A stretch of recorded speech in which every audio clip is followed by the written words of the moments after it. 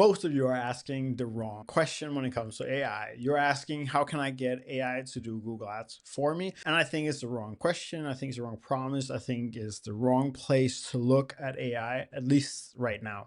Because if I ask Claude to change a ROAS target, it might work, but that doesn't make it valuable. And if I ask it to adjust targets across a full account based on a skill that I've created, I still have to trust that it does it the same way every single time, even when the model updates. Anybody remember the Opus 4.6 or Opus 4.7? None of this has made an impact on how I actually work. It hasn't changed how I work. The real value that I have is in the work around the accounts, analyzing data. I'm out of spreadsheets completely, finding patterns, creating visuals for clients, turning client rambles into something actionable I can use, and doing the repetitive work that used to drain hours from my week. So this video is not about how you can use AI to replace you. It's about how you can use AI to give yourself superpowers, which inherently is the right way to think about AI, in my opinion. I love this example with a plane can't get to the moon unless you put rocket boosters on it. And that's how I think of AI. AI is my rocket booster that's enabling me to do things I've never been able to do before. So let me show you how I use Claude. The first thing is data ingestion analysis, but I never ask it for conclusions. For instance, I'll just use a prompt and I'll just explain what the data is. I'll explain it. I'll record my voice while I explain it. And then I want it to say, now as simple as possible, review the data points and give me ...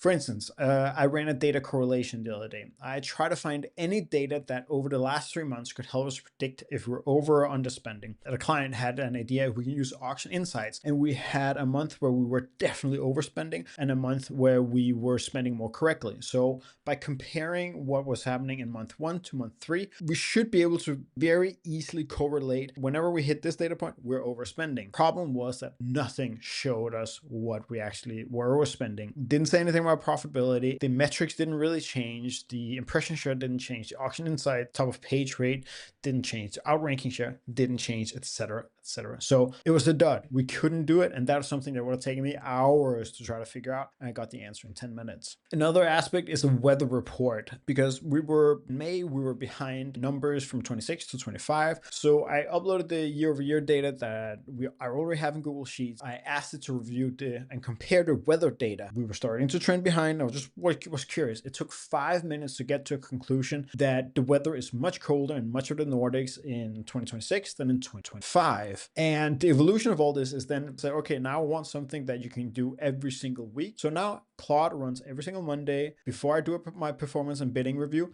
and gives me a review. What's the upcoming weather, max temperatures, rainy days, and it enables me to know when we should push spend, we hold back spend, when should we hold strong, even though last week was poor, but this week looks much better, and opposite. And this is something that I had already built last year. I built it with complicated spreadsheets using weather APIs that I had to manually read and conclude. It used to work, but it also took 30 minutes. The reason why data analysis, or data ingestion, but never conclusion works really well is because you can upload the data in the smallest possible time frame, and you don't have to overcomplicate it. Sometimes the problem with uploading data to Claude is that you'll upload every single product every single day across all campaigns. Maybe you don't need it that granular. Maybe you only need it per week. Maybe you don't need per product, or you can do it per product type to get the trends that you want. I've found that uploading the CSV file is much better than using some sort of MCP, because that way the data usage is much smaller. It goes straight to the point.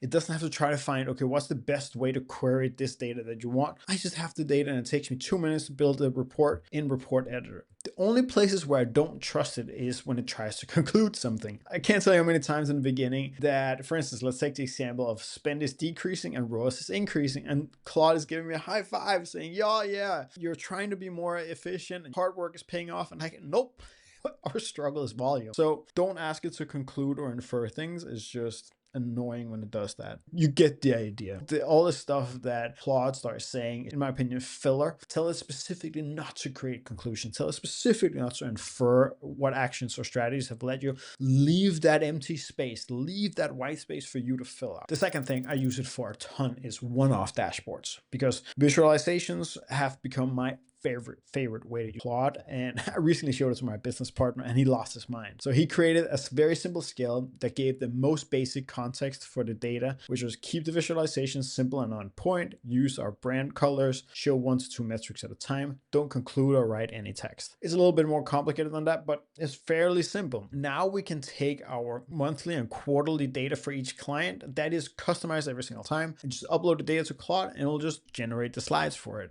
Because overall, this allows us to tell a story with visuals instead of just random data or I hate it, screenshots. You can also skip spreadsheets in order to make graphs. But the last thing, it's not just for clients or sending to your boss. It's also for you to understand the data better through visuals. I think that last point is very underrated because I use it all the time. The reason why I think it's such a perfect use case is that the perfect dashboard is difficult to create. There are so many data points that are important from time to time. Maybe CTR wasn't important last week, but it's important now. Maybe something important next week, not now, etc., etc. Maybe you need to look at per hour now, but per month later. The problem with any dashboard software is then it becomes too simplistic if you want to ensure it works for everyone. So you can't get all these data points. Well, this client uses MER, this client uses blended ROAS, basically the same thing, but it's 2 different metrics. The second thing is that it becomes overly complicated to try to make a dashboard that works for every single purpose. So again, my solution to all this has been using Claude to just one-off dashboard everything. So here's a couple of examples. I uploaded a number of data points for a client where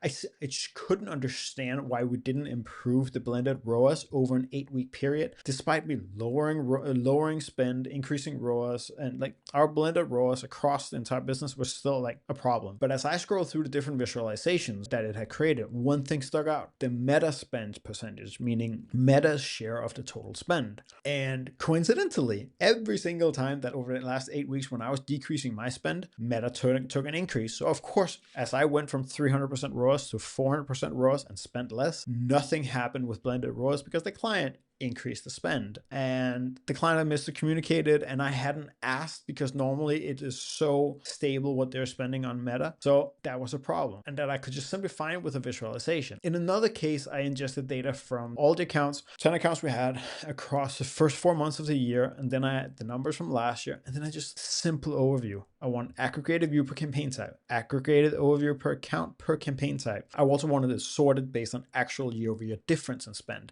And some of these things, it takes forever to build yourself, but all of a sudden I could see some really cool things really quickly. I could highlight that all of a sudden when I was looking at shopping, then search was outpacing shopping improvement. And the ratio that we're doing from search, so shopping last year was 1090, now it was 2080, which means that we're growing much more on search. So the effort that we're putting into search was actually working. I also had another insight that 5 accounts were severely overspending year over year that I hadn't caught really because this was only shopping. So when I isolated shopping, I could see in these 4 accounts that they were underspending versus last year, but search had actually compensated for it a ton. And all these cases are just where we get visualizations of this data we already have and we get a better way to look at it. Some of the things that you just have to be on the lookout for is, you know, the saying that all statistics are lies. The same applies to data visualization. If I'm not 100% clear on what I'm looking for, Claude can create visualizations that confirm what I'm thinking instead of showing me the truth. So always be skeptical. Now, the third use case is very simple. Claude Cowork has the ability to browse websites. I have a client that uses the free version of Triple Whale, so we can't get their data through an API or MCP, but simply just on Claude Cowork, go here, use my login, find the data, populate it in Notion, and then it does it every single Friday, gets the data, populates it into my Notion database, and now I can do things with the data instead of myself going in and spending 10 minutes copy pasting it. It's a task I hate doing and I skip it and I don't do it, and I can spend my time on other things. You can use this for locking competitor promotions. You can see what to do with pricing. You can do so many things when you can do this. Only thing I want to say, be careful with it. Like, it should be simple polls, and it should only be in scenarios where you can't use the MCP. The fourth example, before I jump to the fifth one, which I really, really like, is summarizing client messages. So I love all my clients, but some of them are not particularly skilled in writing. Some of them will write just a long ramble, and being able to take that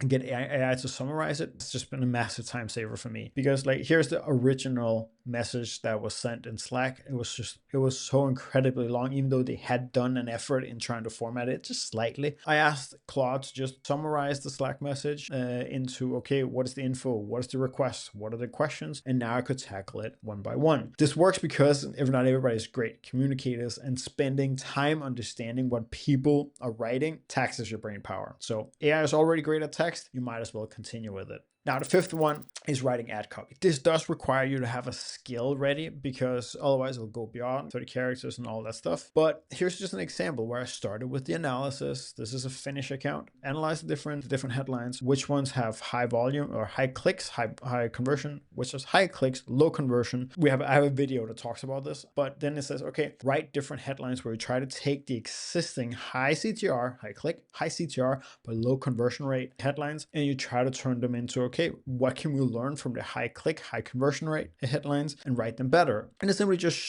suggested, okay, try to combine the keyword with the promotion. That's a good idea. Try to combine this with this. Try to write more specific ads for it and stuff like that. Now, this was fairly easy to multiply out in this particular account because it had less than 100 ads. But if you have hundreds or even thousands of ads, you either have to batch it or build some kind of workflow around it, because otherwise it will start breaking. The only thing I don't do at this point in time is I don't try to get it to do something like bulk that I can easily do through the editor. For instance, if I need to change a sale percentage, or I have to change a sale from summer sale to autumn sale and stuff like that, like, that's just simplest to do yourself. Again, we're not saving time. Similarly, just asking Claude to write a better headline without any context about the client, any data, will mean that it will just shoot in the dark. Maybe the headlines will work better, but most of the time they won't. Now, the last part that I use Claude for a ton is analyzing search terms, figuring out and comparing them to what do I already have, and then based on rules, should they be in existing ad groups or should they create a new ad group for it? Because that's something where back in the day, we would just scag it all the way across 10, 20, 30 accounts in different countries in Europe. It's a huge time suck to go through manually. In some countries, I don't know the language for. So the way that I do it is that I create a baseline. I upload the account that I have from Google Ads Editor or through the connector. That can work in this case because it just needs to get the campaigns, ad groups, and keywords. Fairly simple. Then I'll feed it the search terms. That I'll always pull out through a CSV because it's just faster. That's a lot of data that it pull out if it has to pull out the search terms. And I filter it as well. I only pull out search terms with more than 20 clicks and more than one conversion. Again, this is not for negative keywords. This is for keywords to add. And then using the skill, I ask it, like, should this be added to existing ad groups or should it create new ad groups? And gives me the output in Excel that I can just review. And now, like, the output for synonyms or new keywords and new ad groups is formatted directly for our software. So I don't think you can learn so much from that. Depending on your own workflow and how you want to get it into an account. Very simple accounts can use the MCP to upload them. Be careful, don't do it with large accounts, in my opinion. But another option is simply just get it to create a Google Ads Editor file. That way you can quickly upload and tweak things. I think that the biggest mistake that you can make with using AI is skipping the review phase. That's what we've seen with bidding. Bidding has become this thing where we just let it run without looking at what's actually happening in the account. I think a lot of Google Ads people will all of a sudden end up looking at an account 3 months, 6 months, 12 months from now and say, what is this mess? Because that is sometimes what happens with AI. I like a lot of these things. The last one, I absolutely forgot this one, but I write Google Ads script. This is the one I actually love. I have never written a Google Ads script in my life, but if data visualizations is my number one thing, then writing Google Ads scripts is very close second. So again, one-off analysis, just pull the data out on certain intervals and with an overview in Sheets. I love it. Recurring reports, I create a shopping diagnostic across all our clients in Savvy. So these are actually just my clients, and I can see, okay, how many disapproved products are there, how many products out of stock, and then I get alerts when that changes. I also have an outlet campaign tracker. So, okay, I have a specific campaign that I track very, very carefully for one client across all of the countries in Europe. The script created that, so I didn't have to go in and log in. I also do one-off bulk work that I don't want to set up an API solution for. For instance, creating conversion actions across 30 accounts, or creating a script where I got the data where we compare the old conversion action to the new one. And again, the idea is just I'll take that data after 40 days and feed it into AI and say, how much should we adjust ROAS target for? I switch over. This works really well once you've just created a skill that references the latest API versions, where you can find it, and then how you like your scripts written. I have an entire video on that. All that will save you a ton of time instead of starting from scratch every single time. I've spent the entire video showing you where Claude saves me a lot of time, but the most important skill might be knowing where not to use it. I don't want Claude changing my budgets. I don't want it adjusting targets. I don't want it optimizing while I sleep. Not because it's bad, not because I don't think it can do it, but because Google Ads accounts are full of context that Claude doesn't have. Client priorities, margin changes, inventory issues, seasonality, internal discussions. All these judgment calls separate very good PPC people from basic people specialists. So my rule is pretty simple for AI. Use Claude to speed up any analysis, writing, the visualization, the scripts, and all the boring work, but don't use it to try to create this real-time optimize while you sleep. The problem with optimizing Google Ad accounts have never been that you need to optimize it more. It's always been to make the right optimizations. I think that people are going to get fired for using AI wrong, and don't be one of them.